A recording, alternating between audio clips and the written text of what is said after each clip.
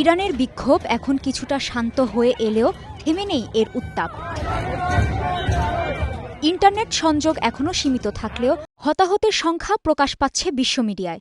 যুক্তরাষ্ট্রভিত্তিক মানবাধিকার সংস্থা HRANA বলছে, বিক্ষোভে প্রাণহানি ছাড়িয়েছে ২,৪০০। এর জেরে ইরানকে কড়া হুঁশিয়ারি দিয়েছেন মার্কিন প্রেসিডেন্ট ডোনাল্ড ট্রাম্প।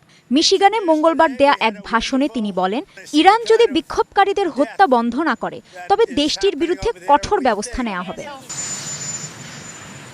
মার্কিন প্রেসিডেন্ট ডোনাল্ড ট্রাম্পের এক কড়া হুঁশিয়ারি সত্ত্বেও ইরানের বিচার বিভাগ বলছে, বিক্ষোভের ঘটনায় গ্রেফতার হওয়া সন্দেহভাজনদের দ্রুত বিচার করা হবে। যদি কেউ কাউকে পুড়িয়ে দেয়, কারো শিরচ্ছেদ করে বা আগুন ধরিয়ে দেয়, তাহলে আমাদের তাদের বিরুদ্ধে দ্রুত ব্যবস্থা নিতে হবে। ইরানের সংবাদ মাধ্যম জানিয়েছে, এই বিচারগুলো প্রকাশ্যে সম্পন্ন করার কথাও বলছেন তিনি। বিভিন্ন মানবাধিকার সংস্থাগুলো বলছে, বিক্ষোভের সময় হাজার হাজার মানুষকে গ্রেফতার করা হয়েছে এবং তারা আশঙ্কা করছে যে বিচার বিভাগ ব্যাপকভাবে মৃত্যুদণ্ডের ব্যবহার করতে পারে। এ পরিস্থিতিতে যুক্তরাষ্ট্রের সাহায্য চেয়েছেন ইরানের নির্বাসিত যুবরাজ রেজা পাহলভি। আমরা এমন এক অবস্থায় এসে পৌঁছেছি যেখানে মানুষ এই শাসন ব্যবস্থায় সম্পূর্ণ বিরক্ত। তারা স্বৈরাচারের মৃত্যু হোক স্লোগান দিচ্ছে, তারা নিজেদের মুক্ত করতে চায়, কিন্তু তাদের স্বাধীনতার দাবির জবাব দিচ্ছে এমন এক শাসন যেটি নিজ জনগণের বিরুদ্ধেই যুদ্ধ ঘোষণা করেছে। যদি আন্তর্জাতিক কোনো সমর্থন ও সাহায্য না আসে, তবে এই জাতির পক্ষে জয়ী হওয়া কঠিন হয়ে পড়বে।